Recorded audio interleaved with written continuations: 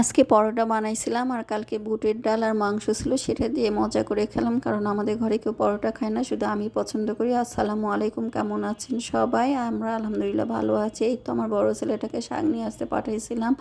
ওই দোকানদারের চেহারা দেখে নাকি মায়া লাগছে, যেন এক আটি পরিবর্তে 2 আটি নিয়ে নিচ্ছে 60 টাকা দিয়েই। তো এখন 2 আটি শাক আমি বেছে নিচ্ছি ভালো করে। লাউ শাক বাছার কিন্তু একটা সিস্টেম আছে, উপর থেকে আঁশটা না ফেলে। লাউ শাক কিন্তু শক্ত শক্ত লাগে। আর এই তো রাইস কুকার দেখেন ভাতটা বড় কুটে পড়ে যাচ্ছে, আমি ভাতটা উঠে দিয়েছিলাম। দিয়ে এই তো শাকগুলো এখন চিড়ে চিড়ে নেব।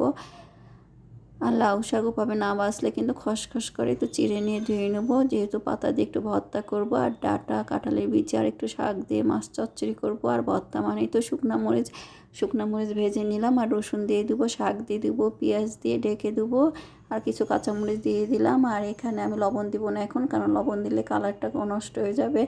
তেলও দিলাম না, ফ্রাই প্যানে যা তেল ছিল তাই। আর এখানে চচ্চড়ি করব, শাক দিয়ে কাঁঠালে বিচি দিয়ে জন্য উঠে দিলাম, তেল দিলাম। আর পেঁয়াজটা একটু শাকে বেশি লাগে। আর আদা রসুন জিরা বাটা, লবণ, হলুদ, মরিচ আর হলুদ অল্প দিছি, দিয়ে দিলাম। আর একটু মাছ ছোট করে কেটে দিলাম।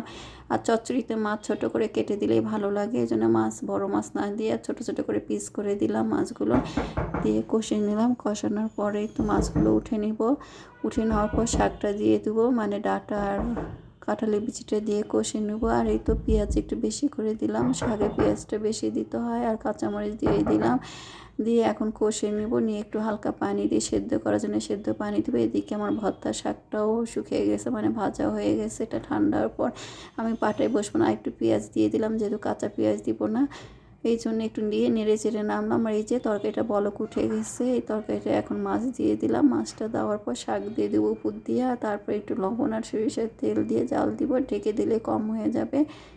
আর শাক দেওয়ার পর উপরে একটু লবণ আর একটু তেল দিতে হয়, তাহলে একটু কমে যায় তাড়াতাড়ি। আর এই জন্য একটু লবণটাও কম দিচ্ছিলাম, যেন শাকে আমি লবণ দিতে পারি।